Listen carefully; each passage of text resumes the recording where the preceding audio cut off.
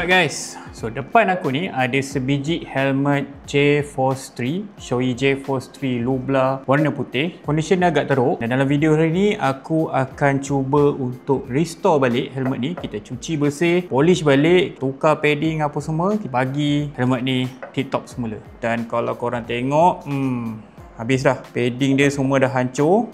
Helmet ni tak silap aku tahun 2013. So helmet ni dah umur lebih kurang 12 tahun dan condition dia memang dah teruk lah. Okay, dari segi luaran kita tengok dulu. Atas ni dah kasar, mungkin sebab habuk dah lekat lama sangat. Okay, tapi dia punya clip ni semua advance, semua masih function. Bawah sini masih cantik. Atas ni mungkin sebab bila helmet ni letak macam ni, habuk melekat, dalam lama dia accumulate, dia terus melekat dekat cat ni. So kita nak kena cuci dan polish balik. Dari segi clip pula nampak macam okey. Okay, aku dah buka ni tadi. Visor dia ada calar-calar ni semua. Tapi calar ni memang aku tak boleh nak bersihkan. Cuma kita bagi dia proper cleaning lah. Tengok dalam pula, dalam padding memang dah hancur.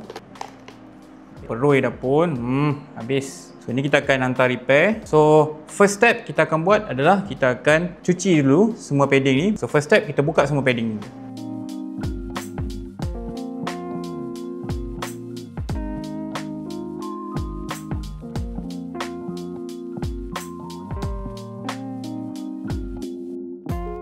Okay, padding dah buka dan biasanya kalau dalam ni dah macam ni aku akan basuh je lah. Tapi satu benda yang korang kena ambil tahu untuk yang orang yang memang ada OCD sikit, macam aku tak ada OCD sangat, tapi bila korang basuh hati-hati sebab dalam ni ada stiker. So kalau korang ada intention untuk jaga stiker ni, jangan kena air yang terlalu lembab lah, jangan terlalu basah sangat sebab nanti stiker ni hancur. So kita basuh dulu helmet ni dengan sabun. So untuk helmet ni korang lalukan jari sebab ni condition ni dah teruk sangat.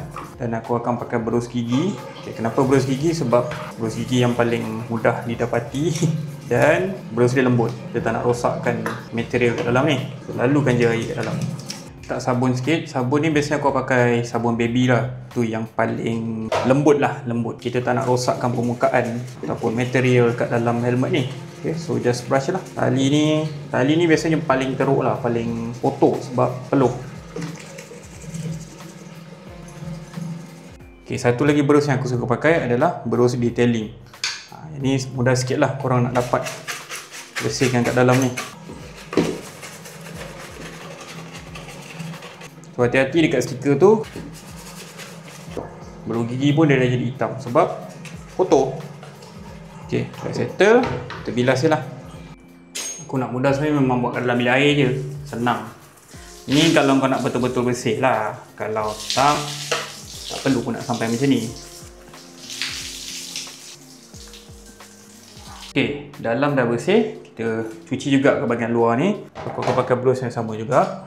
Bersihkan, jangan risau benda ni calar, as long as kau pakai berus yang betul lah. Kalau kau pakai berus kasar memang akan calar lah. Ni aku pakai yang soft bristle, so dia lembut. Semua bucu-bucu ni semua kena bersihkan. Ni nampak tak habuk dia.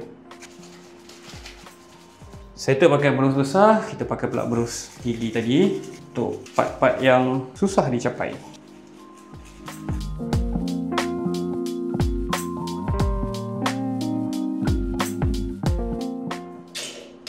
Next, kita bilas je lah balik. Hilangkan semua sabun ni. Pastikan tak ada sabun yang tertinggal lah.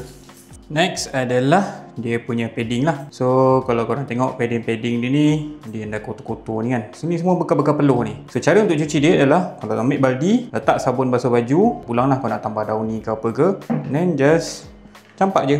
Yang ni pun, walau kau nak hantar repair, takkan kau nak hantar dalam condition macam ni kan. Mengamuk orang nak jahit tu nanti. So basuh je lah dulu. Kita rendam dulu.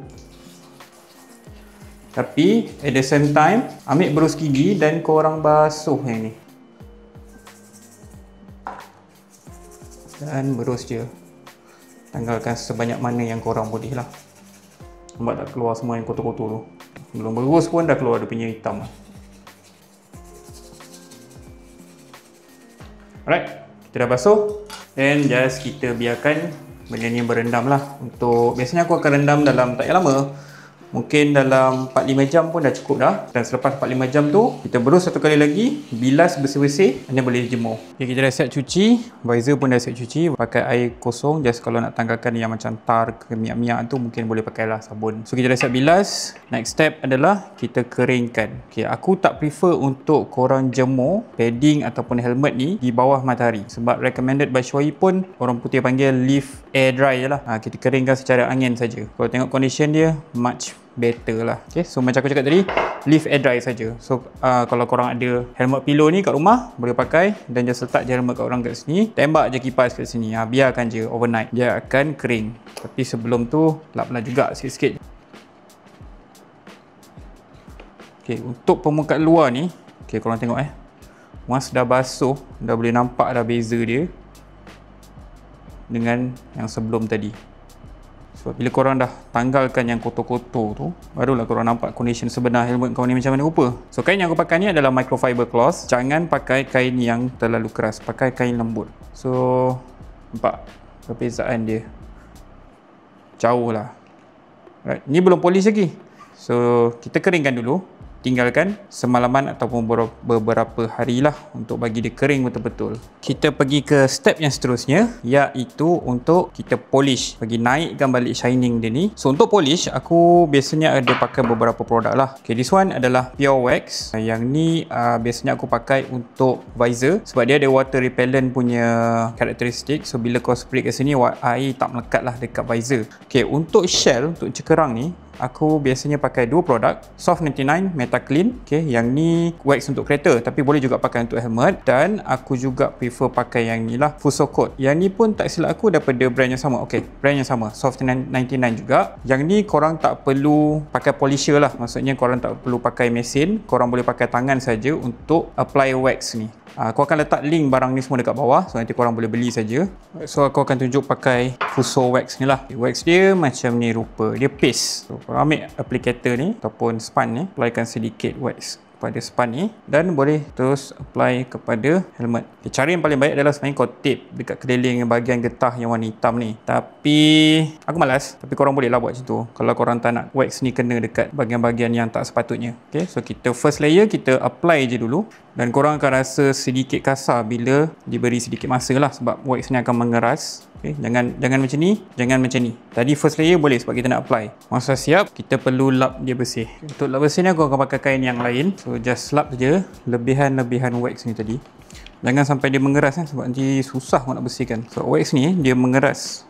Function dia untuk protect kau punya permukaan helmet kan. Okay, next kita settlekan visor pula. Just apply je Pure Wax ni pada permukaan visor. Dan korang boleh lap je perlahan-lahan je, ratakan pada semua permukaan visor. So apa function water wax ni? Dia dapat elakkan air daripada melekat pada korang punya visor lah. Basically biasa kalau korang ride dalam hujan, air tu takkan melekat lah, dia akan just jatuh kena kat visor, dia terus terpelanting je, takkan terus bergerak je ke tempat lain, dia takkan stay kat situ. Alright, so dah settle.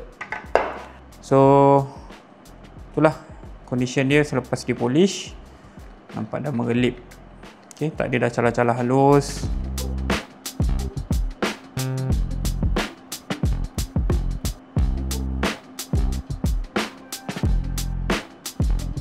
Okay, bila semua dah kering, kita pun boleh teruskan ke next step, iaitu assembly lah. Kita pasang balik. Padding pun kita dah siap repair.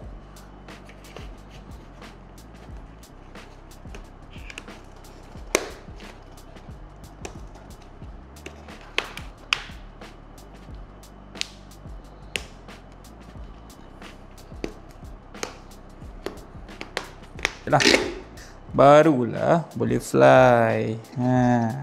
Right, that's it guys. Harap video ni membantu. See you on next video.